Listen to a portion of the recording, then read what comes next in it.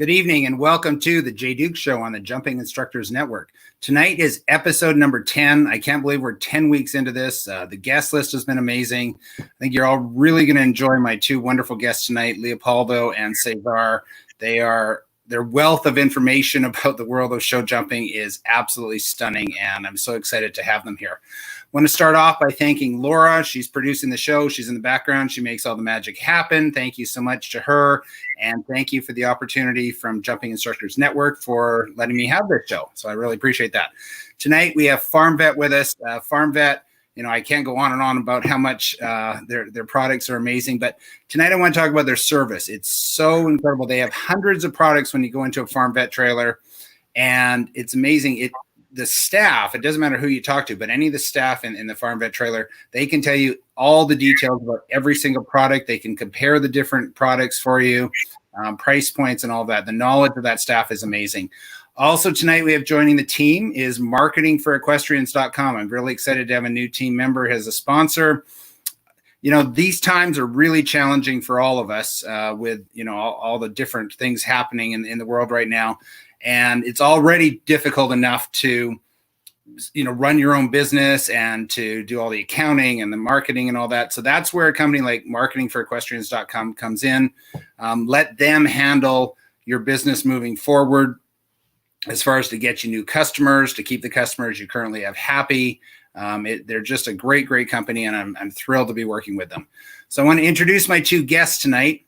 We have Cesar Hirsch. So Cesar, and there's Leopoldo. So we have Cesar and Leopoldo, and these guys are the top of the top when it comes to the FEI. Hi, gentlemen. Cesar is at the highest level of certification as an FEI judge.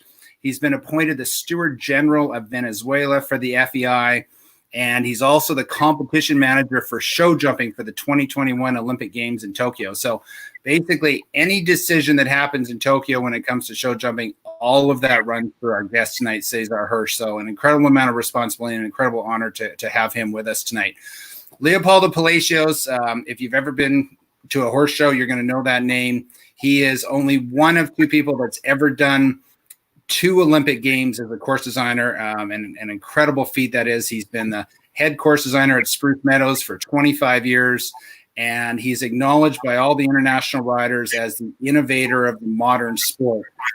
He's influenced how people train. He's influenced how people ride. He's influenced how people breed horses.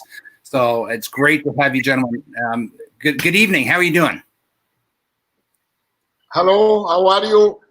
Pleasure and an honor to be here with you, and I hope we can do something nice for the show, and I hope to be okay. I'm sure you'll do great. Cesar, good evening. You're joining us from Florida. How humble is Leopoldo? I hope I'm okay. See, that's well, Jay, thank you for giving us the opportunity to be here. It's an honor. I love your show. I'm a #1 fan. I always see your shows, and it's an honor to be part of it. You have great guests, and a lot of information has been shared, and I'm learning a lot thanks to you. So, Jay, thank you again. Oh, well, thank you. Cesar, let's start with you tonight. Becoming an FEI official, you had a history in riding. You've coached Nations Cups teams. You've been very involved in the equestrian world in Central America. What is the path to becoming not just an FEI official, but becoming an FEI official at the very elite level? How did that work out for you? Well, first, I come from a family that has been involved in the equestrian sports forever. My grandfather rode, my father rode, so I had to ride. I mean, I had no clear option, but be around horses. I never coached. When I did was chef d'équipe for several teams, including Panama and Venezuela several times. And I think the first thing that it's crucial, key to be an FEI official, you need to have passion for the sport. You need to be a horseman. You need to be involved. You need to understand the sport. And I started in 1996. I remember that's when I took my first course, and it was a judge's course. Then in 1997, I went to La Silla in Mexico, and I took the chief stewarding course with Sandra Silcox, Canadian, and she was the overall chief steward of Atlanta Olympics. And with her, I started working. And then 1997, I started with the Bolivarian Games, and one thing led to another one. Then my huge big event was in 1999 in Winnipeg. That was my first Pan American Games. Pan American, yeah. Yep. So I was there also thanks to Sandra, and then in 2003 I went as the overall chief steward for the Pan American Games in Santo Domingo, and I've been in every Pan American game up to now. So I am very happy and very honored. 2006 was great for me because I was appointed at 2006 Olympics in Rio as overall chief steward for the three disciplines, and I had a 3-year term, which was amazing because we had the WEG and we had the finals in Omaha. So it was great. The first thing is to understand the sport, you have to take the courses, you have to gain experience, which for me, it's crucial. It's key to become successful in the sport is to share the experience, to be a good communicator, have team spirit, understand that the needs of the athletes, understand the needs of the official and the needs of the grooms and all the different stakeholders. We have one common goal, which is a level playing field. It's fair play. It's competition. Yes. We are one team. We have to know that we're working together for one common goal, which is develop and move the sport in the right direction. And so, the FEI officials have always been really good about saying, you know, look, we're all working together to make this the best for all the riders, for the horses, for the fans. And that's always been really clear. And I find that all the officials are always working with the riders and with the trainers to make the sport better. Well, that's the goal. And for example, I think sometimes everyone makes mistakes. You have to be humble enough to say, hey, I'm sorry, I made a mistake. That was not my intention. I mean, the same way you as a rider knock a rail down. We judges also make mistakes, but you need to be humble enough to say, I'm sorry. Okay. Yes. And learn from that experience. Also, when you are stewarding, which I do a lot too, we have to prevent a situation. It's not to wait until the situation happens to then go against it. You need to prevent. That's why I mean it's very important to work together as a team. Leopoldo, you know, for your path to becoming an FEI designer and getting to that level, was that something you thought you would always do? Was that something, a goal from a young age, or did that develop as you went along? When I born, my father was the president of the Caracas Riding Club. And first time they take me out of the home, I believe, and take it to the stables of the club. And I believe that was like my house all the time, the club. And I riding at the Grand Prix level in Venezuela. Mm-hmm. Yeah. And I'm riding some international shows. Even I riding one time here in the Florida. When was Palm Beach, Jacksonville, Ocala, and Tampa. At that time, we moved I show in the polo field here in front of the taqueria here many years ago. And after I been a president of the Venezuelan Federation in the 85, the 86. And I been very involved in the part of leadership of the sport. I've been for 8 years vice president of the FEI. Mm-hmm. And actually I am honorary vice president of the FEI. I was the first president of the Pan American Confederation. I was the fundator of the Pan American Confederation and this. And at the same time, I started to core designing when I had about 30 years old, but okay. I'm riding less. And that was in 83. I had, and before the 70s, I working with Pamela Carruthers a lot. Love Pamela. She teach me a lot. Mm-hmm. And after, Arno Gego was the core designer of the Pan American Games in Caracas in 1983. And I assisted him. I was the second man there. And Verde Nemeti was the technical delegate. And the year after was Verden MTD core designer and Arno Gego the TD. And they working together the Olympics and or Los Angeles and the Pan American Games in Venezuela. And I've been with them all time.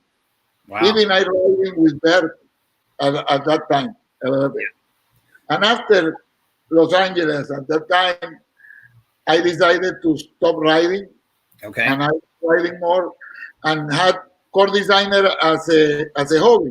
But I riding as a hobby.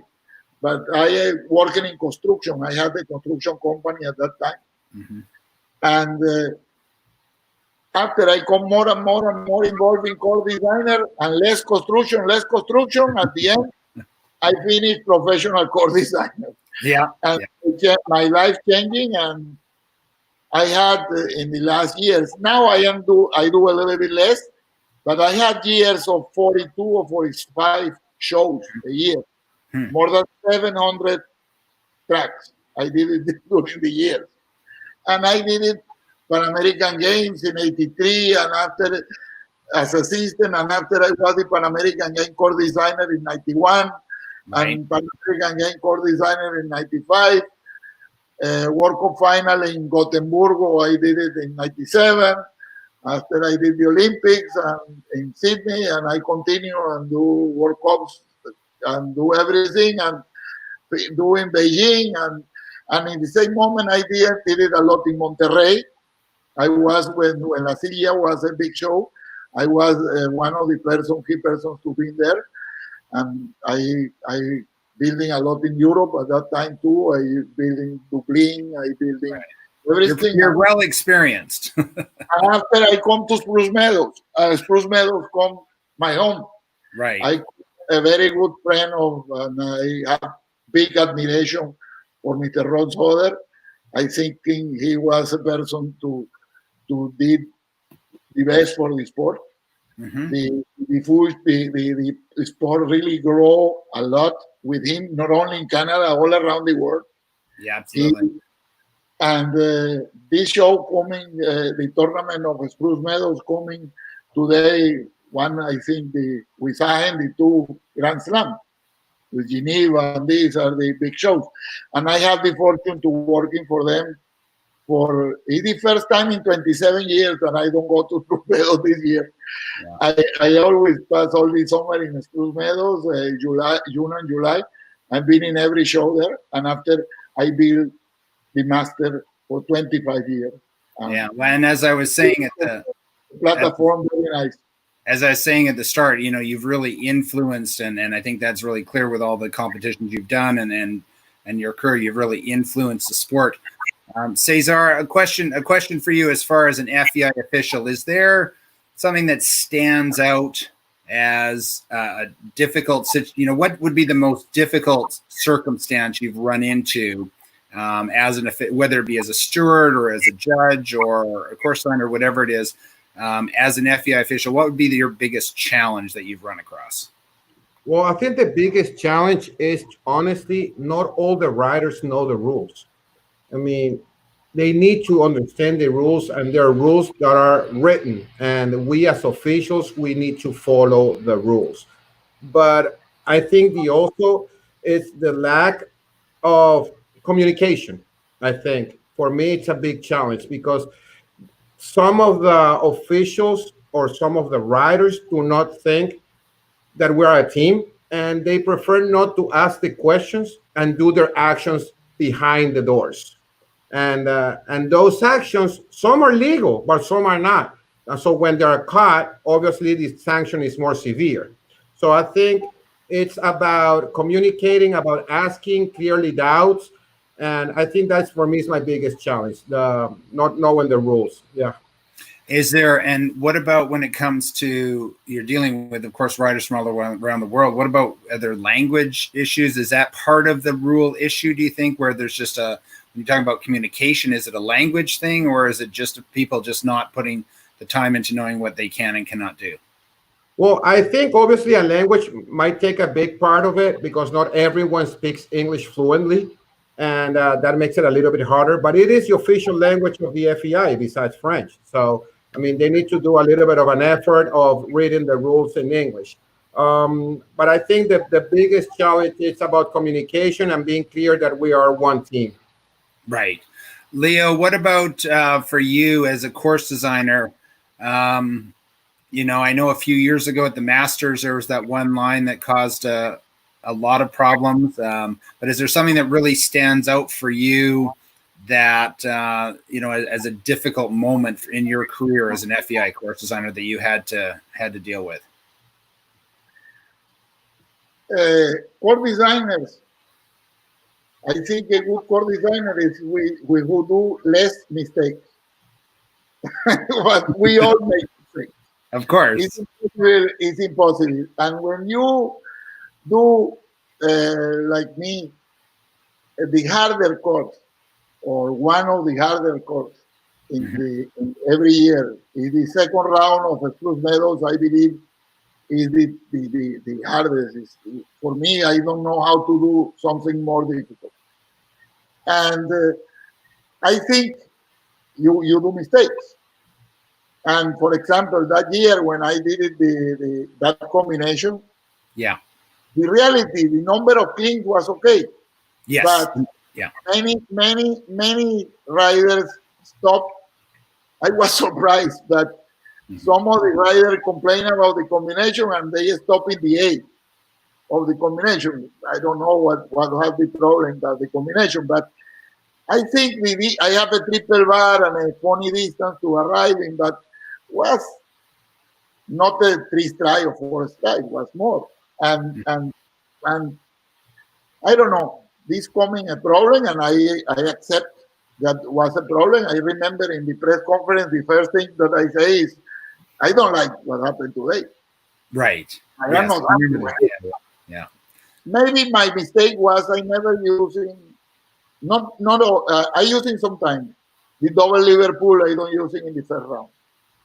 And today, not many people use jumping the double Liverpools.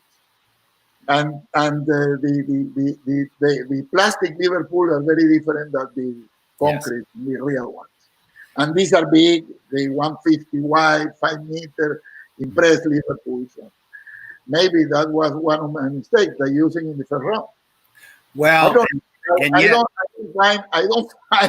I can't say this was the problem. Maybe the footing that day, but no, I don't think the reality was, I think, the class, the competition in the sport is a problem. And you,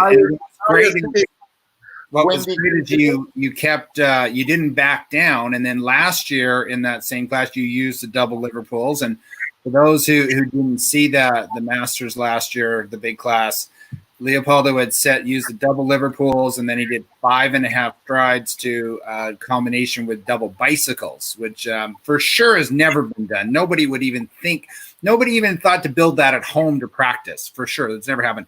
And he did it 5.5 steps, and he put a little bit of bend in the line just to give the riders a chance to shape that line out, because they had to do 6 into the bicycles. And the result was perfect. I mean, it was absolutely, numbers were perfect. None of the horses were scared. It challenged the riders to the utmost. So the fact that you had that experience 4 years ago, and then you didn't back down at all, you said, you know what, I'm just going to go for it and make it even harder, and had the perfect result, really shows your level as a professional. What did you think about that class this past year? I love that day. This is one of the masters that I like it more, but was real difficult at the end, that course. But after having the two combinations together, have a big oxer with 195 wide and 155 high. This is a real big oxer, and the position difficult. But I believe the sport need that kind of thing. Not every day. I don't build it in every show things like this, but the sport needs some shows like Spruce Meadows, that everybody waiting for a surprise. That every year I come with many different things every year. I remember one year I had a triple vertical. The combination was a triple vertical, and I put it after the water. and was very difficult. That was a really big vertical, so a plank in the middle vertical on top, and it's something that in Spruce Meadows are using in that class, in that competition, always something different. Mm-hmm. And for me, I am worried every year, but when you don't know what even when I did the Olympics in Sydney or in I tested before, but many things that I doing in Spruce Meadows I don't tested before. Yeah, I noticed that. and it's difficult. It's difficult. The life of the core designers in general is difficult. That we need to produce a result, and we need to produce excitement. And today I am really, when I don't like it too much of the sport today is the material. The core designers, they are very good, but the materials that using is very generic. In every show, you only see poles. You don't see walls and things and brushes and things and big gates that we had. And this is part of the sport. And I don't know what happened that today, but this is the new era. I really say, the people say I make a revolution in the sport and make it light and make it different and introduce a lot of technical part on the sport. But now I think we're going to find. I don't know if I am. Yeah, it is, and we can certainly that. Maybe one day I'll come on your show. We can talk about that because I grew up jumping all the natural stuff and all the solid objects. So I completely, and there's a balance there for sure. But Cesar, I want to ask you, as far as horse shows in Central America and horse shows in North America, what would you say is the biggest difference between those two as far as how the whether it be as an official or the environment or the riders, or how could you give our audience a viewpoint on a show in Central America? Well, I think the biggest difference is the venues. Like, for example, in Central America and South America, we usually do the events in private venues, talking like clubs or private farms. We don't have the huge venues we used to see here in North America, like a Spruce Meadows or a Kentucky or a WEF. I mean, those are huge, 15 different rings with warm-up. There, it's more smaller, it's more compacted. It's private social clubs or private farms. So I would say that is the biggest difference. Besides the level, obviously, we have a problem in the Americas is with the movement of horses. Transportation from country to country, it's a little bit difficult, not because only of the logistics and the cost involved, is because of the sanitary protocols. I mean, we are working very hard on this.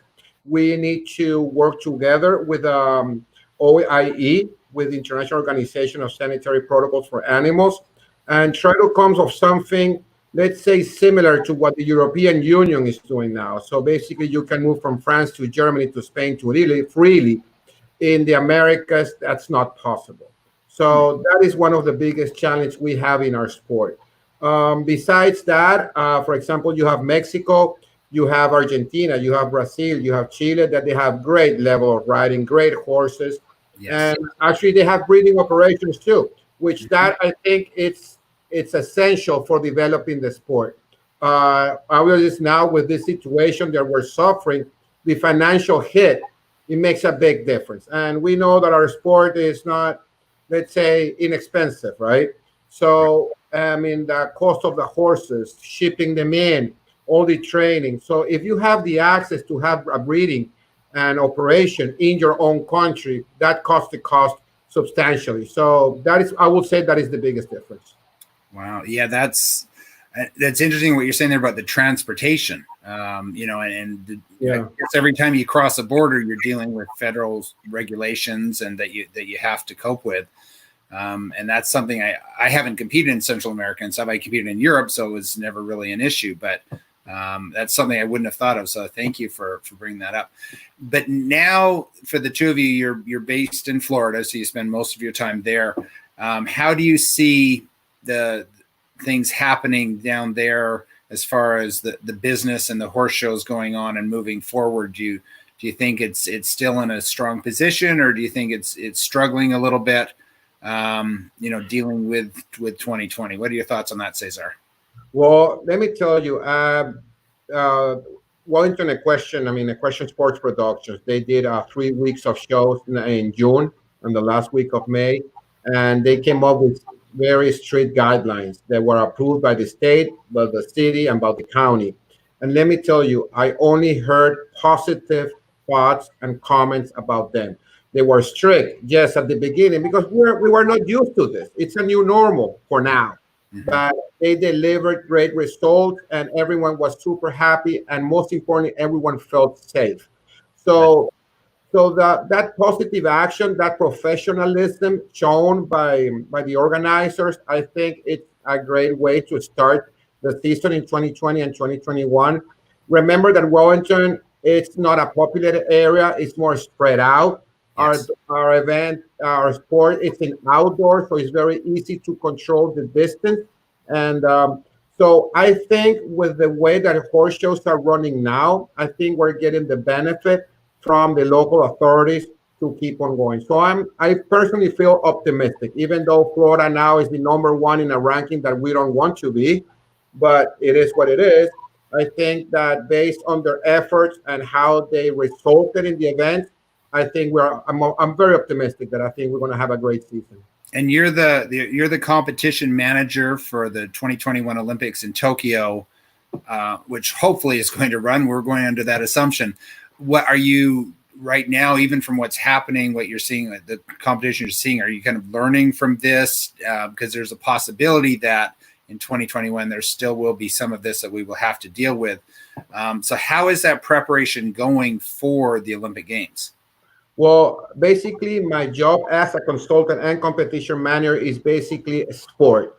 We don't deal with all these guidelines. That's the IOC together with the organizing committee of the whole game. Okay, because equestrian it's a discipline, it's a sport part of the game. So we cannot come with our different guidelines. So we're both basically focused on sport, and we're having conference. We're working very hard. The venue, let me tell you, it's amazing. It's beautiful, and we're having conference 3 times a week. Actually, tomorrow I have a conference call at 4 o'clock in the morning. I mean, we have a lot of paperwork going, documents, preparation.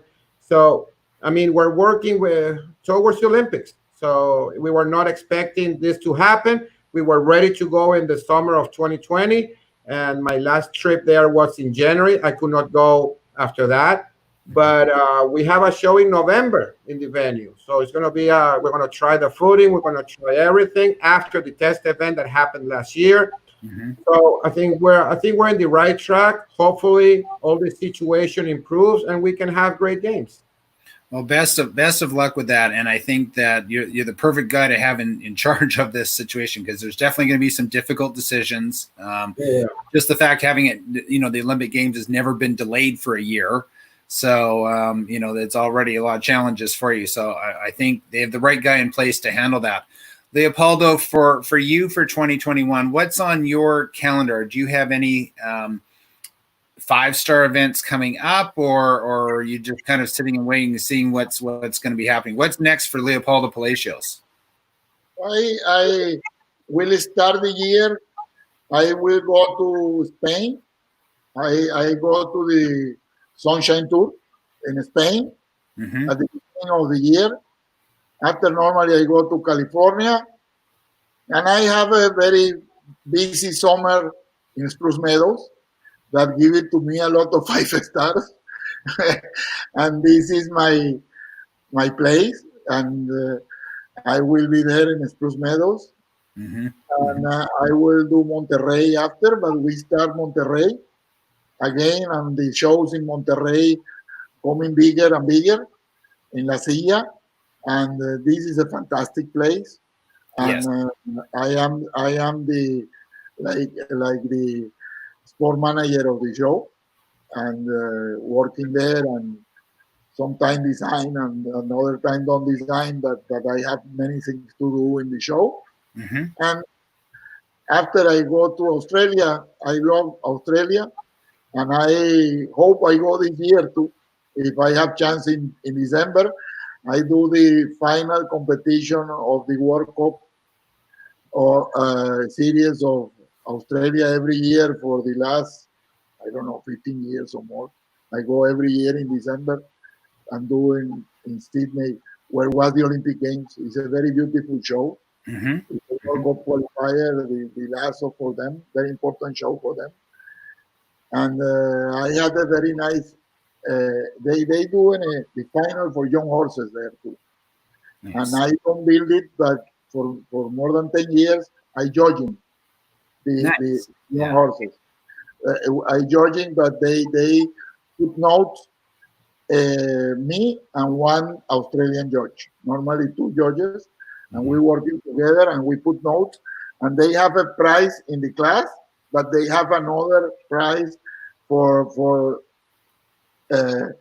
not objective, subjective result that we give it, and we give it the grand champion of the year and everything on the young horses. What is a big deal there too? But they in Australia they grow a lot the breeding. So you're really slowing down and backing off in your in your years. Yeah, it's a pretty flat schedule. And I do now around 20, 23, 25 weeks. Wow. Half of the year. But I really, in my life, I don't live in any country. I don't have a house anywhere. I have my house in Venezuela. I never go. But I fly one country to the other, one country to the other. I live like this, like a gypsy. My wife and myself, we are a couple of gypsies to go one place to the other. We have a small place here in Wellington that we stay, and now with the COVID, I am close here. Right. I don't know how stuck there. Yes. Cesar, you have a new program coming out, digitalhorseshow.com. There was a press release today, and this is something that it looks like is going to be really important for the show industry. Can you tell us about this new program you're working on?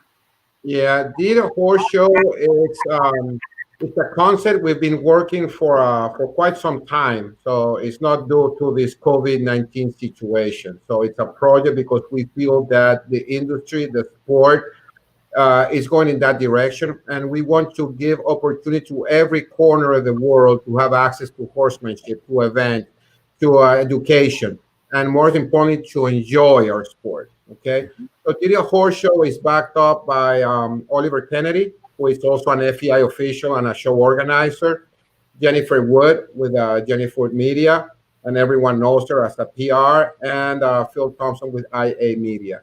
So we have an agreement with the USHJA. We are sanctioned by the USHJA, and we're the official portal and platform for the USHJA for competitions and educations. And that press release that you just talked about is the launching of the EAP program, and all the students were selected, and together with Ann Krasinski and Candice King, they're starting now, and they're using Digital Horse Show as the platform to divide those 150 kids, divided in different groups, and they're going to start the program actually tomorrow. So nice. That's interesting. Yeah. So the AP program is, due to this situation, actually it was like a ring to a finger. So we have a great partnership with the USDA. We share the same objectives, the same goals. We are here to promote sport the right way. We have to be responsible professionals, and most importantly, paramount the welfare of the horse. So we're going to we're going to work very hard with the USAGA and all the different stakeholders to deliver great events. Well, you've got some really great people involved there. You've got really strong organizations involved, and the goal. I'm sure everyone working together is always the key, and that unfortunately is not always the case in any sport. There's always some friction and stuff. So to have that team behind this project sounds like it will be very successful, and definitely wish you the best of luck. And certainly at a later time, I'd like to have you back on and talk further about that program. and get more and more people involved with it. I want to show a question here. We don't often take questions on the show because I try to ask all the right questions, but this is a really good question from one of the watchers, Becky Connor Mosley. Do you feel, Cesar, do you feel that there is enough up-and-coming course designers and officials in the sport today? We always need more. We need motivated people that commit to the sport, that wants to dedicate long hours with the passion and love to deliver great sport. The problem that I feel is that the path to gain the experience and to get the certification, it's a lot. I know it's long and it's a difficult process, but yes, there is a need to have great officials that are committed to work for the beautiful of the sport. Let's bring Leopoldo on. Leo, do you? Sorry about that. What do you think about new people coming into the sport? Is there a need for more young course designers coming in? Yes, I believe we have a very good group of young course designers. Even Canadian course designers, we have several Canadian course designers. They are very good.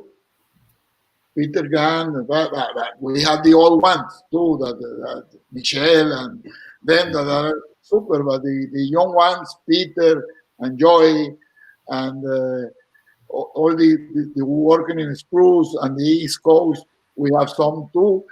In Canada, in United States, we have, but I think United States needs more core designers, American core designers. It's not many. Now start a little bit to have more, but for the last years, most of the big shows was doing for people out. Very good for me, but but I have a lot of work in United States. But I forgot I do Michigan. I do another shows here in during the year that I forgot to say. But I want to add something too. We need more core designers from America.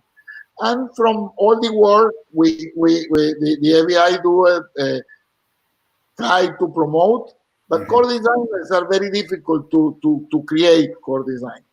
But today, for core designers, you need a lot of practice, a lot of working with another core designers, and a lot of experience. And it's difficult for them today. It's very costly. It's expensive for them to fly one show to the other with another core designer. They are not paid. I think one thing that the shows can do, of the FEI can do, I think more on the FEI, give it some help to the new core designers to go to some shows and learning. Yeah, no, absolutely. It is very difficult It's very difficult to become educated enough as a course designer because of the costs, the time and costs that go into it. Cesar, what's your thought there? Yeah, I want to disagree a little bit with Leopoldo here.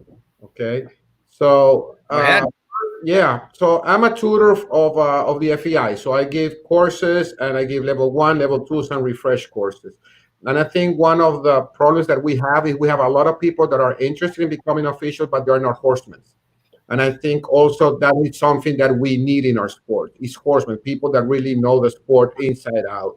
And when Leopoldo says that the FEI needs to give more and support, there is already a program, Leopoldo. It's the official exchange program, okay? And you can apply to the official exchange program through your national federation or with the FEI and the show, and it's a shared cost with the support financially of the FEI for you to gain experience. So there's a program out there, okay? But I think it's also the federations need to be a little bit more proactive and get that program out there for all these upcoming officials to gain the experience and have the opportunity to go to big shows in Europe or South America or even in North America if you are not from this area. So, but yes, I think there's a lot out there. But for sure, I do agree with Leopoldo on this. Financially and time-wise, you need to dedicate a lot to become an FEI official. Yes. Leo, do you have a thought on that? Yes, I think core designer is different than the other officials. But core designers the other official need to, you can learn in the rules, and you need to be a horseman. I totally agree. Being a judge or being a steward, you need to be a horseman. Very important. But course designer is a more specific job, and it's a risky job. The others, you don't put in danger the people. If you have a bad decision, you eliminate. You make mistake. You put in danger of the prize and everything. But as a core designer, you can put in danger of sometimes the riders and give it bad experience to the horses. And as I say, the core designers who don't make this mistake is not a core designer, but you need to do less. But every time you do a mistake, as a core designer, you create a problem. You create a problem one to the other. And I think horsemanship today is something in the sport is lose a lot. Even in the riders, I believe. The riders, they using a little bit, some are very good. The international, the top riders, they are very good with the horsemanship. This I don't discuss. But the base of the sport, the young people, today with the internet, with the many things to do, the kids and everything don't stay too much in the stables and don't learning about horses. I remember I live in the stable all time. I've been there all day, see and how brush, how clean my horse, how do everything. But I enjoy that. This was my every day I go out to the school and want to go to the club and be there with my horses. But today the kids have a lot of different opportunities. Yeah, they do. And it's really important to put them in that position. To get the kids with the right people, because there are, as you said, there are some great people out there. There's people teaching great horsemanship, but there's also people not teaching good horsemanship, and it's important to get the people with the right people. And if you have the right trainers, then we're going to bring along the right kids, and they're going to be educated, and they're going to create good horsemen. And that's something which I talk about a lot. I'm a big proponent of it. I've got my online training site, which is the world's largest for show jumping as far as exercises, and it's all based on not natural horsemanship. That's a different topic. It's all based on true horsemanship, on experience of being around the sport forever, and the Western world and the English world. So actually, Leo, I really like the fact that you brought that up, because that can never be brought up enough to keep stressing that the horses are, they're the sport. This is a team sport, and our horses mean everything. And the more educated that the people are in the horse world, then the better results we're going to get for everybody. So I think that's a great point. Guys, I got to wrap it up. I could go all night with you two for sure. You're just amazing guests, and your wealth of knowledge is so interesting to me. I learned so much tonight on this show. And I really appreciate you coming on, and I definitely hope to have you on again very, very soon. Marketing for equestrians. Again, we've learned a lot tonight about, the horse world is such a big world, and we need to, keep moving forward. And I think for a lot of you, we've learned a lot tonight about what it's even like to be an FEI official and on a world-class level. There is a path to that. And there's so many people that would be great at that. Learn horsemanship, have a path for your business. A company like Marketing for Equestrians can help you get to that.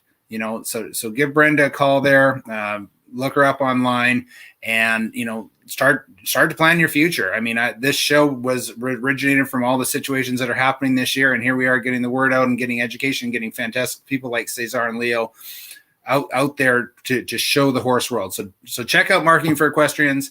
And as always, Farm Vet, thank you so much for being a part of this venture that I'm on. It's truly an adventure, and it's, I'd like to say it has its ups and downs, but honestly, this show is all ups.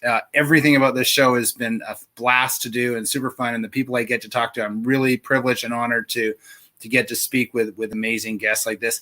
And next week, you're not going to believe it. I have two guests on. We're going to have a special episode next week. So we're going to have a regular episode with Margie Angle, top U.S. rider, a fantastic character. She's a must-watch rider when she walks in the ring. And then we're going to have a special episode at 2 p.m. Eastern next week.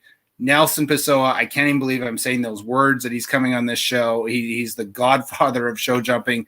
And to have Nelson coming on is such a treat. So as soon as this show's over, I'm going to start working on my plans for next week with those two amazing guests. And thank you all so much for joining me tonight. And remember, ride safely and always respect the horse.